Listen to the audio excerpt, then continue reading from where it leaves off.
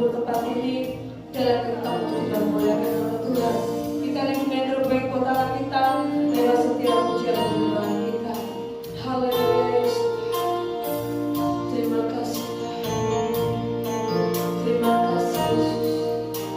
Haleluya Yesus, Kau kebenaran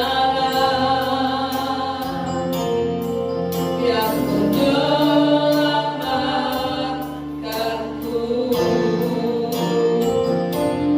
Kau memberi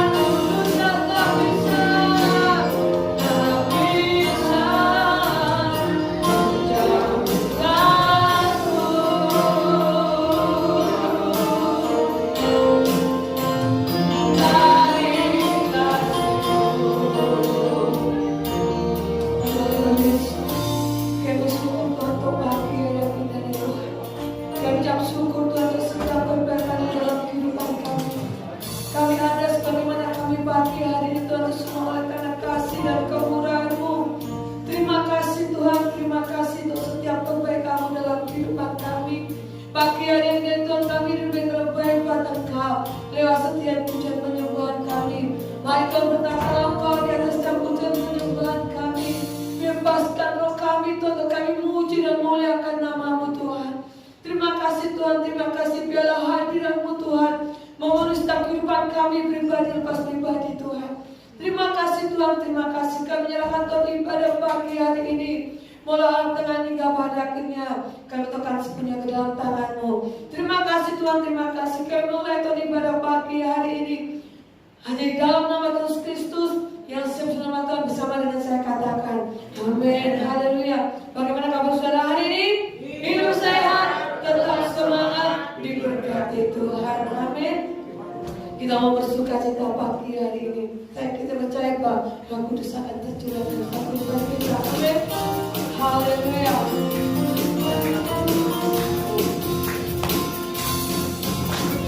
Roh Kudus tercurah di tempat ini, ku dapat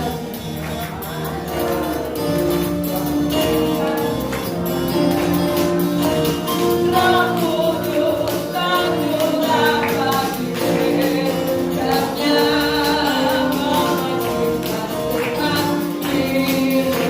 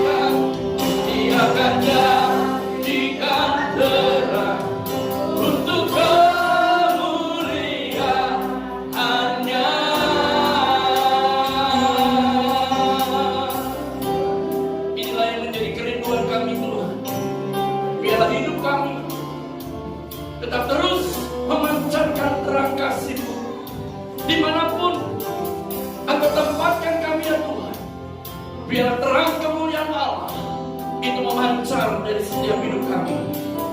Terima kasih Tuhan. Biar setiap nyanyian, pujian, dan penyembahan kami itu boleh menjadi korban yang harum di hadapan-Mu. Dan sebentar kami hendak dengarkan firman-Mu. Berfirmanlah atas kami Tuhan. Urapi hamba-Mu, urapi kami semua.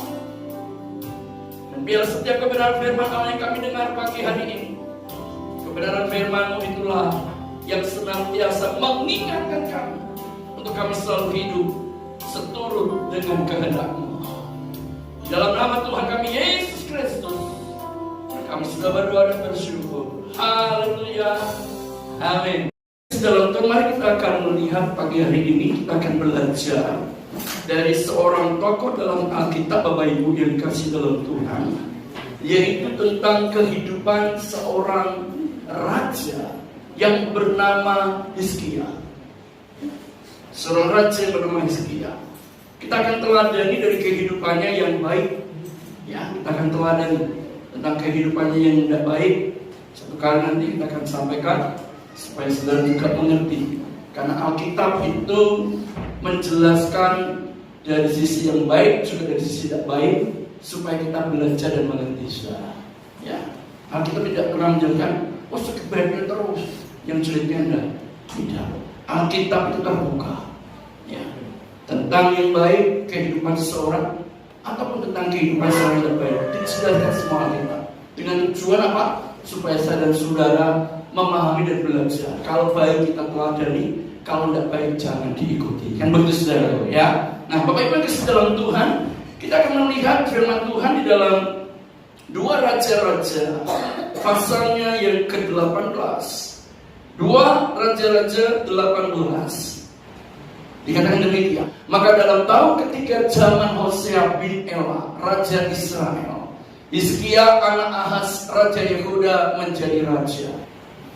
Ia berumur 25 tahun pada waktu ia menjadi raja, dan 29 tahun lamanya ia memerintah di Yerusalem. Nama ibunya ialah Abi, anak Sakaria. 3. Ia melakukan apa yang benar di mata Tuhan, tepat seperti yang dilakukan Daud bapak leluhurnya. 4. Dialah yang menjauhkan bukit-bukit pengorbanan, dan yang meremukkan tugu-tugu berhala, dan yang menebang tiang-tiang berhala, dan yang menghancurkan ular tembaga yang dibuat Musa. Sebab sampai pada masa itu orang Israel memang masih membakar korban bagi ular itu yang namanya disebut Nebustan. Ia percaya kepada Tuhan Allah Israel, dan di antara semua raja-raja Yehuda, baik yang sesudah dia maupun yang sebelumnya, tidak ada lagi yang sama seperti dia. Ia berpaut kepada Tuhan, tidak menyimpang daripada pengikut dia, dan ia berpegang pada perintah-perintah Tuhan yang telah diperintahkannya kepada Musa. Bapak Ibu yang dikasihi dalam Tuhan, pagi ini kita belajar dari kehidupan seorang yang bernama Hizkia. Yang pertama kita akan belajar apa itu arti nama Hizkia. Nah, saudara yang kasih dalam Tuhan, Hizkia adalah arti namanya kekuatan dari Tuhan.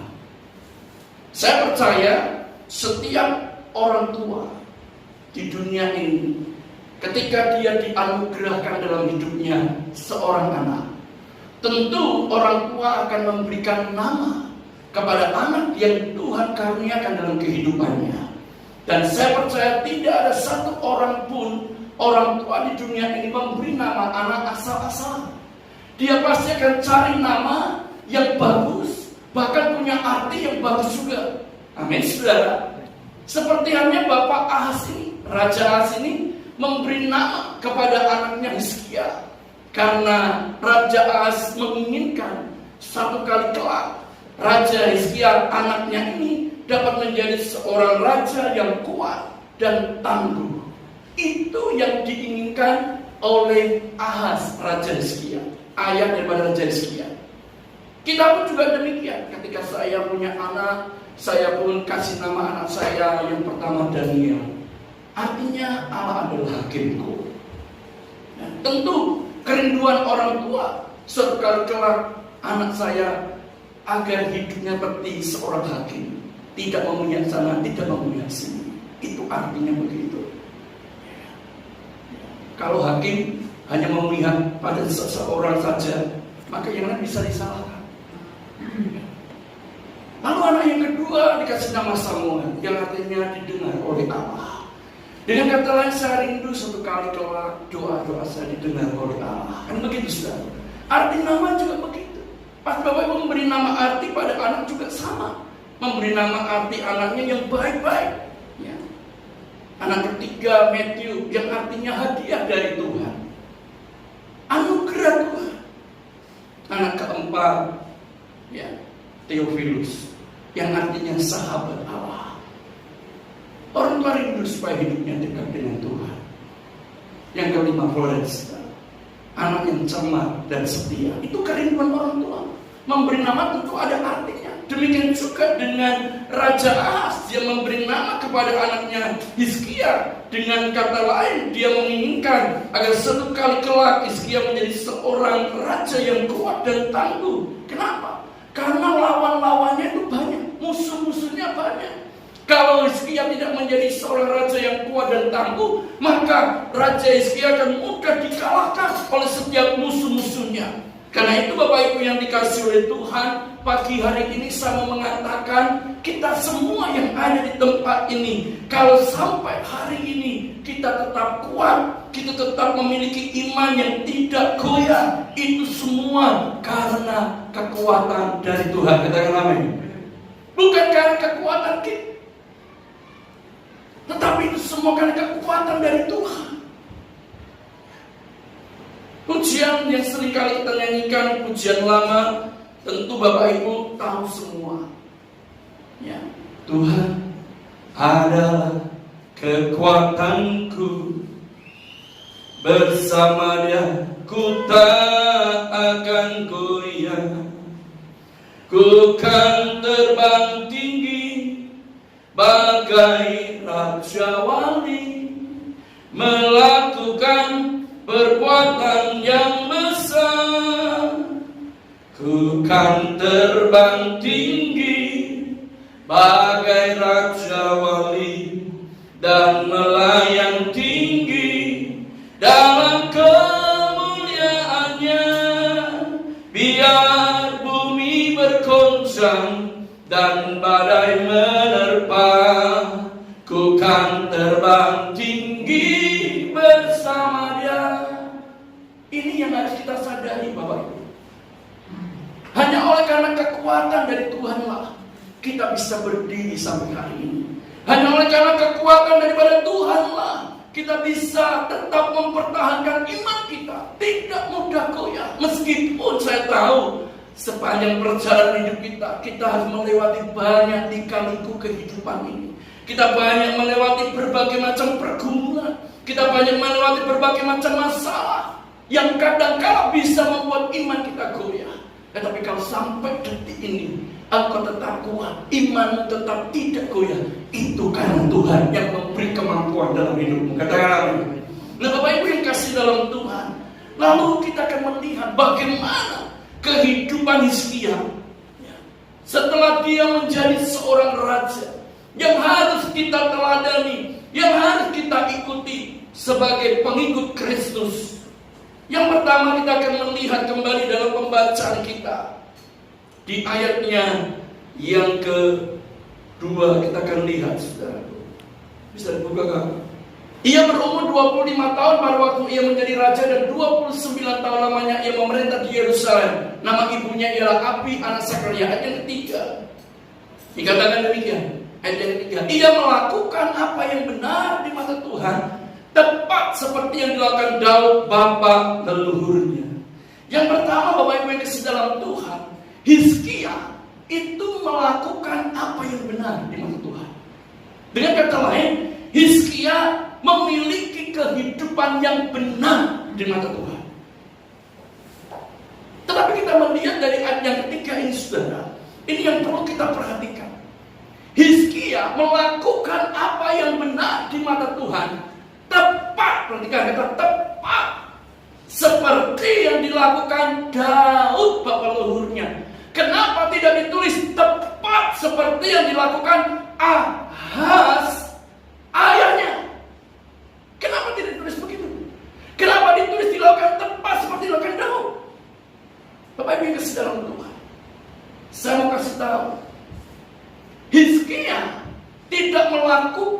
seperti yang dilakukan ayahnya, karena ayahnya itu ada seorang raja yang jahat. Seorang raja yang jahat. Makanya Hizkia tidak mau mengikuti teladan ayahnya yang jahat. Dia justru mengikuti teladan Daud, bapak leluhurnya. Kenapa? Karena Daud melakukan apa yang benar di mata Tuhan. Bapak Ibu yang dikasih dalam Tuhan, seorang ayah itu menjadi panutan bagi anak-anaknya. Perhatikan, seorang ayah atau orang tua itu selalu menjadi panutan bagi anak-anaknya. Karena itu, sebagai seorang ayah atau orang tua, kita mesti melakukan satu tindakan yang baik. Supaya apa? Anak-anak kita mengikuti jejak kita yang baik. Katakan amin. Jangan pernah menyalahkan, saya kasih tahu, seorang anak melakukan tindakan yang tidak baik kalau orang tuanya juga melakukan hal yang sama. Tidak bisa tegur. Satu contoh yang paling gampang, ya, meskipun ini bukan tindakan yang jahat, ya, secara moral bukan tindakan yang jahat. Contoh paling gampang, ya, kalau seorang bapak suka merokok, contoh, ini bukan satu yang jahat, merokok. Ya, kalau di dunia pada umumnya merokok kan bukan sesuatu jahat, merokok. Tiba-tiba anak kita mengikuti dia merokok. Orang tua tidak akan berani tegur anaknya. Kenapa? Kalau dia tegur, dibalik sama anaknya. Lah bapak juga merokok. Itu satu contoh, ya, gambaran. Apalagi kalau orang tua melakukan perbuatan yang tidak baik. Ketika anaknya melakukan perbuatan yang sama, orang tua tidak akan bisa menegur dia. Kenapa? Karena dia juga melakukan hal yang sama. Tetapi di sini saya mengatakan, khususnya bagi anak-anak, kalau engkau melihat bicara ada orang tuamu yang melakukan perbuatan yang jahat, jangan pernah diikuti. Katakan amin. Engkau tetap melakukan apa yang baik dan benar di mata Tuhan. Katakan amin. Ini yang harus kita lakukan. Ini harus kita kerjakan. Hizkia, dia melakukan apa yang benar di mata Tuhan seperti yang dilakukan Daud bapak leluhurnya. Karena dia tidak menemukan, karena Hizkia tidak menemukan figur seorang bapak yang harus dijadikan teladan untuk melakukan apa yang benar. Makanya dia mencari seseorang yang bisa jadikan panutan. Itulah Daud sebagai bapak leluhurnya. Pagi hari ini Bapak Ibu yang kasih dalam Tuhan, Alkitab mengingatkan kepada saya dan saudara sebagai pengikut Kristus, dimanapun Tuhan tempatkan kita, entah kita di pekerjaan, entah kita di rumah tangga, entah kita di tempat di mana kita tinggal, atau dimanapun Tuhan tempatkan saya dan saudara, mari kita mau belajar untuk tetap hidup benar di mata Tuhan. Katakan amin.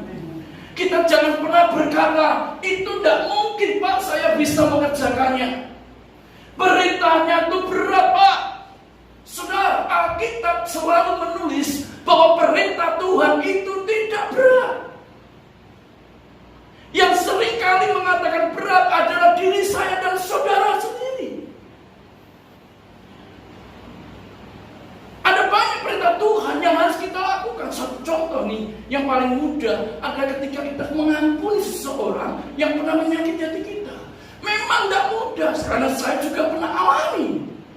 Untuk mengampuni seorang yang pernah menyakiti hati kita itu tidak gampang. Jujur, sulit. Itu secara manusia kita mengukurnya. Tetapi sekali lagi, Alkitab berkata bahwa perintah Tuhan itu tidak berat. Yang seringkali mengatakan berdiri kita sendiri. Angel Pak, ngampuni wong sing nyakiti hatiku Pak. Susah Pak. Saya pernah alami itu.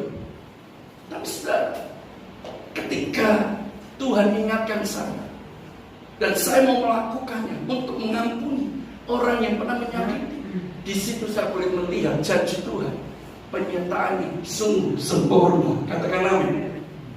Saat kita mau melakukan apa yang benar di mata Tuhan, maka janji Tuhan di ayat yang ke-7 dari pasal yang sama, di situ Tuhan akan menyertai Hizkia dan membuat Hizkia kemanapun pergi menjadi orang yang beruntung. Itu janji Tuhan. Tetapi untuk mengalami janji Tuhan ini, tidak ada satu hal ini saja. Ada 3 hal yang dilakukan oleh Hizkia yang harus kita kerjakan. Yang pertama adalah hidup benar di mata Tuhan. Yang kedua, kita akan lihat di ayat yang ke-5. Di ayat yang ke-5 dikatakan demikian, ia percaya kepada Tuhan Allah Israel, dan di antara semua raja-raja Yehuda, baik yang sesudah dia maupun yang sebelumnya, tidak ada lagi yang sama seperti dia. Yang kedua, Hizkia percaya kepada Tuhan. Hizkia percaya pada Tuhan. Saya mau tanya, kira-kira Raja Yehuda pada waktu itu percaya tidak kepada Tuhan Allahnya Israel? Oh, tentu percaya. Ya, bukannya Raja Hizkia saja, semua raja tentu kalau ditanya, apakah mereka percaya kepada Tuhan Allahnya orang Israel? Mereka akan berkata, aku percaya karena dia raja. Tetapi kita melihat perbedaannya luar biasa. Di sini katakan, tidak ada lagi yang sama seperti dia. Tidak ada lagi yang sama seperti yang dilakukan oleh Hizkia. Ini yang harus kita perhatikan. Di sini tidak ditulis. Ya. Tapi dalam terjemahan lain dikatakan demikian. Ya, terjemahan lain saya buka, dikatakan demikian. Ia sungguh-sungguh percaya kepada Tuhan Allah Israel. Di antara raja-raja sebelum ataupun sesudah dia, tidak ada seperti Hizkia. Ia hidup demikian dekatnya dengan Allah. Ini saudara, yang tidak ada lagi sama seperti dia, artinya semua raja-raja pada waktu itu bisa saja mereka mengaku, aku percaya kepada Tuhan Allah Israel, tapi hidupnya tidak dekat dengan Tuhan. Hizkia beda. Hizkia percaya kepada Tuhan, yang artinya dia punya kehidupan yang dekat dengan Tuhan. Pagi hari ini saya mau mengatakan kepada kita semua, kalau ada orang ditanya, satu contoh kita ini, kalau ditanya apakah Bapak itu percaya kepada Tuhan Yesus, pasti ngomong, aku percaya kepada Tuhan Yesus. Semua pasti ngomong itu. Tidak ada tidak. Pasti saudara berkata, aku percaya kepada Tuhan Yesus. Pertanyaannya saudara, apakah saudara punya kehidupan yang dekat dengan Tuhan? Itu pertanyaannya. Kalau engkau mengaku percaya kepada Tuhan Yesus, tapi kau tidak pernah hidup dekat dengan Tuhan Yesus, ya, maka seperti kata orang kebanyakan, itu omong kosong. Omong kosong, saudara. Hizkia beda dengan raja-raja yang lain. Dia punya kehidupan yang percaya kepada Tuhan, yang artinya dia punya kehidupan yang dekat dengan Tuhan. Nah, saudaraku yang dikasihi oleh Tuhan, orang yang hidup dekat dengan Tuhan pasti suka bergaul karib dengan Tuhan. Katakan amin. Atau yang paling mudah, orang kalau hidup dekat dengan Tuhan, dia suka berdoa kepada Tuhan. Itu yang paling gampang. Amin, saudaraku. Suka berdoa sama Tuhan. Ya. Kita lihat kisah yang seringkali saya sampaikan pada saudara. Seorang yang bernama Daniel, ketika dia difitnah oleh teman-temannya, karena di kerajaan tidak ditemukan sedikit pun kesalahan yang dilakukan Daniel. Tidak ada kesalahan. Pekerjaannya semua baik. Teman-temannya ingin menjatuhkan dia, memfitnah dia. Dengan cara apa? Menyampaikan satu undang-undang bahwa dalam bulan ini tidak boleh satu orang pun yang menyampaikan permohonannya kecuali kepada raja. Yang melanggar akan dimasukkan ke gua singa. Daniel dengar tidak undang-undang ini? Dengar. Tetapi Daniel tidak lantas takut dengan undang-undang itu. Alkitab katakan di dalam Daniel pasal 6 ayat yang ke-11, demi didengar Daniel tentang hal itu, maka Daniel ketika pulang ke rumahnya, dia berlutut dan memuji Allahnya. Alkitab katakan 3 kali sehari. Itu Daniel. Kalau Daud 7 kali sehari. Itu Daud. Tujuan. Orang Kristen berapa kali berdoanya? Mau ikut doanya Daniel tidak masalah. Mau ikut doanya Daud juga tidak masalah. Sah-sah saja. Mau ikut doanya Tuhan Yesus juga tidak masalah. Tuhan Yesus juga berdoa tengah malam juga pernah. Pagi-pagi hari juga pernah. Bapak Ibu yang kasih dalam Tuhan. Tetapi di sini intinya saya mau katakan bahwa orang yang percaya kepada Tuhan pasti hidupnya dekat sama Tuhan. Dia suka berdoa. Dan kalau dia suka berdoa, dampaknya dalam kehidupannya itu selalu ada ketenangan. Katakan amin. Orang kalau suka berdoa, hidupnya tentrem berdoa. Tenang. Bukan berarti tidak ada masalah. Bukan berarti tidak ada pergumulan. Daniel hadapi masalah. Daniel hadapi pergumulan. Tapi dia hadapi itu dengan tenang. Kenapa? Karena dia tahu hidupnya dekat sama Tuhan. Dan Tuhan pasti akan bela segala perkara dalam hidupnya. Katakan amin. Kita pun juga demikian Bapak Ibu. Siapa di sini tidak ada masalah? Omong kosong. Semua punya masalah. Semua punya pergumulan. Mau kecil mau besar. Semua punya pergumulan. Tetapi masalahnya apakah pergumulan itu membuat hidupmu tidak tenang? Atau sebaliknya pergumulan yang kau hadapi tetap membuat hidupmu tenang? Bedanya cuma di situ. Kalau orang menghadapi pergumulan tidak tenang, itu bisa dilihat. Berarti dia tidak dekat dengan Tuhan.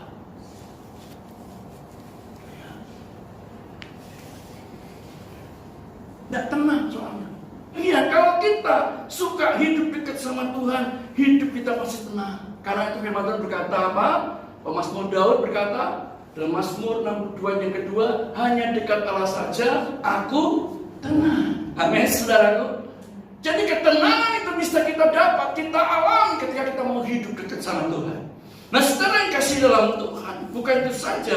Orang yang hidup dekat dengan Tuhan, orang yang demikian ini Bapak Ibu yang kasih dalam Tuhan, dikatakan oleh Alkitab bahwa saat dia menghadapi pergumulan, saat dia menghadapi masalah, dia pasti akan cari pertolongan kepada Tuhan. Katakan amin. Itu orang yang hidup dekat dengan Tuhan. Ya. Jangan kau berkata, percaya sama Tuhan, percaya. Tapi ada masalah, cari yang lainnya. Ya, kata cari orang pintar. Ya. Ya. Seperti itu. Kita tidak boleh. Kita sebagai pengikut Kristus, kalau kita mengaku bahwa kita ada percaya kepada Tuhan Yesus, maka ketika kita ada pergumulan, ketika ada masalah, kita cari Tuhan Yesus. Amin. Tuhan Yesus itu yang kita cari. Karena Tuhan Yesus adalah Allah yang mampu memberikan bukan saja kekuatan, bukan saja ketenangan, tapi dia juga mampu memberikan pertolongan dan kemenangan dalam kehidupan kita. Katakan amin. Hizkia sebagai seorang raja harus menghadapi negara-negara yang lain. Musuh-musuhnya banyak. Kalau Hizkia tidak percaya kepada Tuhan dan tidak mencari pertolongan kepada Tuhan, saya yakin dia akan mudah dikalahkan.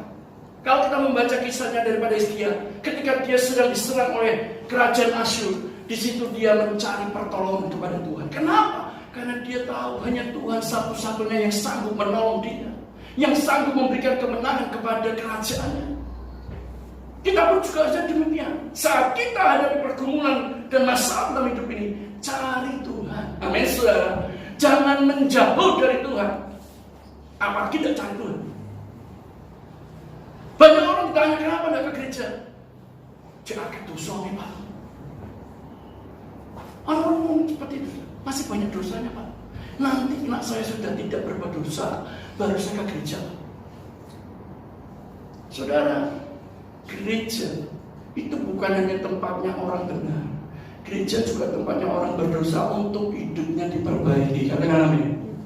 Karena itu kalau kau merasa diri masih berdosa, datang ke gereja, cari Tuhan supaya hidupmu dibenahi oleh Tuhan. Amin.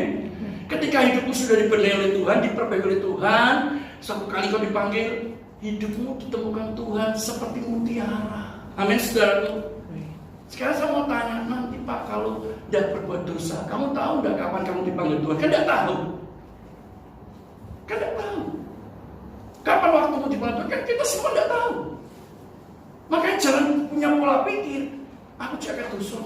Yang seringkali mengatakan itu adalah intimidasi daripada iblis. Ingat, kita ini sudah dimerdekakan oleh Kristus. Katakan amin. Saya dan saudara dulu memang pernah menjadi orang berdosa, tetapi oleh karena pengorbanan Yesus dan kayu salib, hidup saya dan saudara dibenarkan. Amin. Hidup saya dan saudara ditebus. Dan saya dan saudara menjadi orang-orang yang benar di dalam Tuhan. Kalau ada suara-suara yang mengatakan engkau masih banyak dosa, itu adalah intimidasi daripada iblis. Engkau katakan, aku orang yang merdeka. Katakan, amin saudaraku. Jangan mau diintimidasi oleh iblis, yang akhirnya menghambat engkau untuk tidak melakukan apa yang benar di mata Tuhan, apalagi hidup dekat sama Tuhan. Banyak orang dapat berpikir karena itu tadi. Aku dosa nih Pak, aku tidak dekat dengan Tuhan. Banyak orang, saudara, Tuhan itu bukan seperti yang kau bayangkan. Kalau engkau berbuat dosa, ketika kau datang kepada Tuhan, lalu Tuhan marah kepada kau. Tidak. Tuhan itu penuh kasih. Amin. Penuh kasih. Karena itu firman Tuhan berkata apa? Marilah kepadaku semua yang lesu dan beban berat, aku akan memberikan kelegaan kepadamu. Katakan amin. Inilah yang dikatakan oleh Tuhan kita Yesus Kristus. Di saat engkau sedang mengalami kelemahan, di saat engkau sedang mengalami pergumulan yang berat, cari Tuhan. Karena ketika engkau mencari Tuhan, engkau akan menemukan Tuhan. Ketika engkau menemukan Tuhan, Tuhan akan buat apa yang tidak mungkin jadi mungkin. Katakan amin.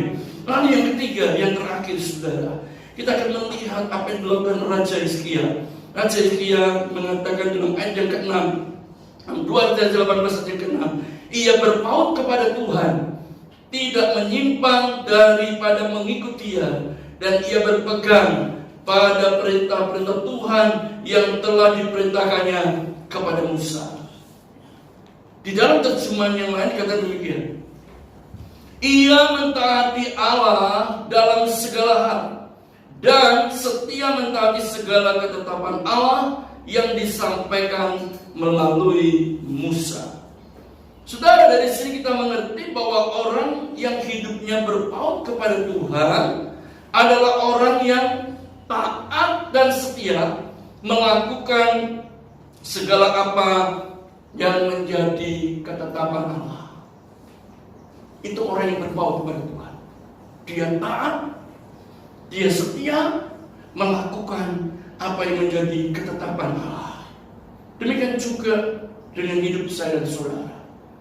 Dimanapun Tuhan tempatkan kita, sekali lagi saya katakan, dimanapun, mari jadilah pengikut-pengikut Kristus yang taat dan setia melakukan apa yang menjadi ketetapan Tuhan. Katakan amin. Ingat, perintah Tuhan itu tidak berat. Itu harus kita kasih tahu dalam benak pikir kita. Taat dalam benak pikir. Kita katakan perintah Tuhan itu tidak berat. Artinya engkau mampu mengerjakannya kalau engkau mau. Kenapa banyak orang mengatakan berat? Karena dia tidak mau, malas. Jangan menjadi orang yang malas.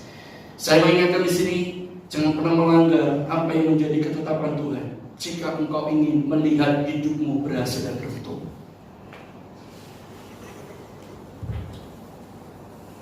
Pagi hari ini Bapak Ibu Saudara Tuhan, hanya orang-orang yang mau taat dan setia melakukan ketetapan Tuhan.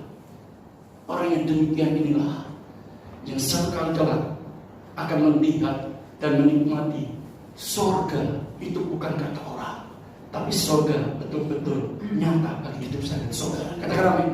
Firman Tuhan berkata demikian dalam Matius 7 ayat 21. Bukan setiap orang yang berseru kepadaku, Tuhan, Tuhan, akan masuk ke dalam kerajaan surga, melainkan dia yang melakukan kehendak Bapakku yang di surga. Jelas. Bukan setiap orang yang memanggil Tuhan, Tuhan masuk surga. Hanya orang yang taat dan setia melakukan setiap perintah dan ketetapan Tuhan, dia yang layak masuk surga. Tetapi di dunia ini Tuhan jamin hidupnya akan berhasil dan berbentuk. Katakan amin. Itu janji Tuhan. Karena itu Bapak Ibu yang kasih dalam Tuhan pagi hari ini, mari dimanapun kita berada, jadilah pengikut Kristus yang selalu hidup benar di mata Tuhan, dan hidup tetap percaya kepada Tuhan dengan selalu hidup dekat dengan Dia, serta hidup berpaut kepada Tuhan dengan hidup taat dan setia melakukan apa yang menjadi ketetapannya. Maka saya kira percaya perjalanan hidup kita selama ada di dunia ini pasti berhasil dan beruntung. Katakan amin. Terlebih daripada itu, kelak nantinya surga itu satu kepastian bagi hidup saya dan hidup saudara. Kiranya firman Tuhan ini boleh menjadi bagian dan berkat bagi kita semua. Mari kita berdoa kepada Tuhan. Kita siapkan hati kita untuk terima tubuh dan darah Tuhan. Darahnya amat kuasa, sucikan dari dosa. Darahnya amat kuasa, sucikan dari dosa, lepaskan segala susah. Darahnya katakan sungguh heran darah Yesus, sungguh heran darahnya Yesus, sungguh heran darahnya Yesus.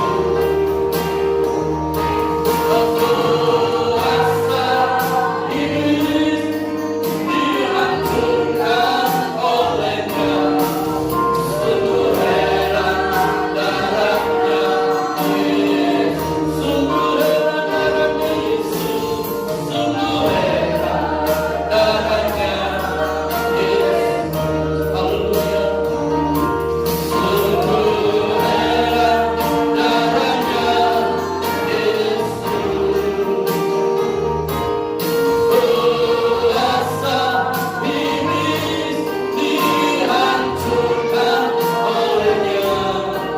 Sungguh heran darahnya Yesus. Sungguh heran darah Yesus. Kita menuju pada depan. Mari kita bangkit berdiri.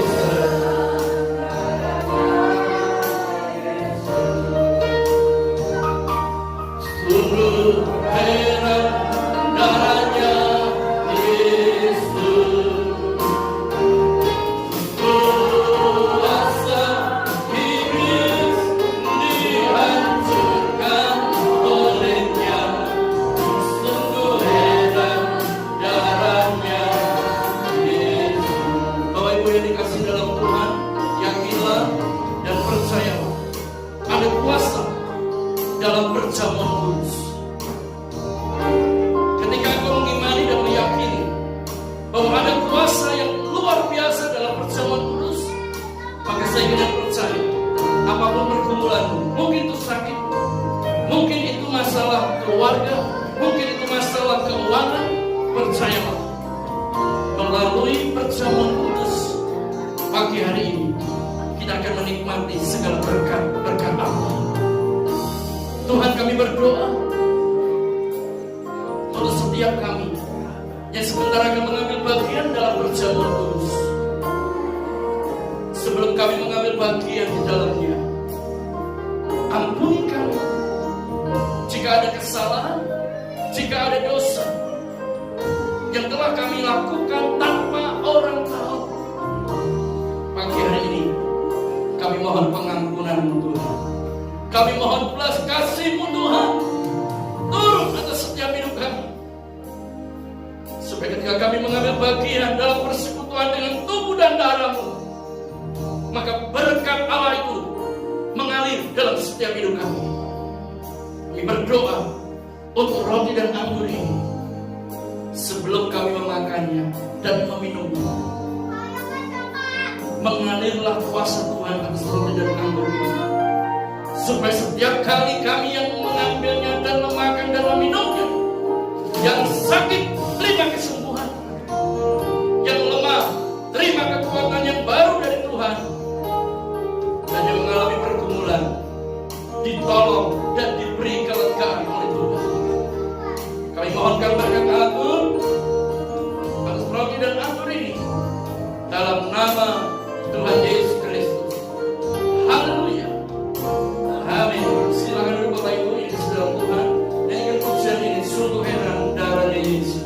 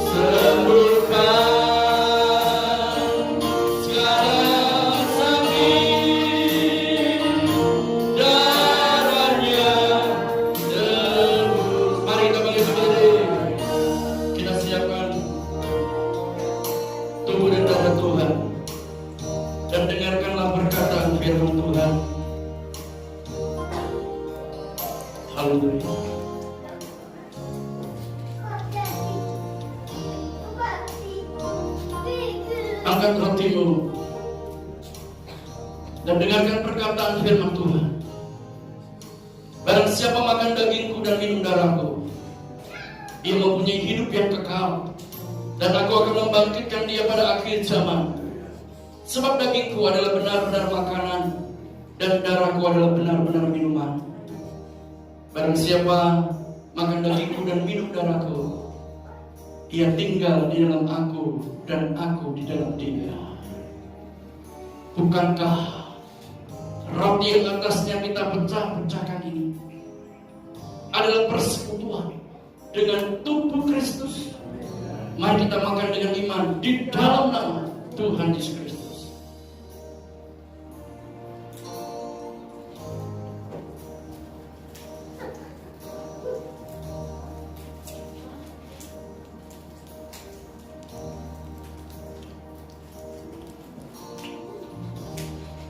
Terima kasih Tuhan buat tubuhmu,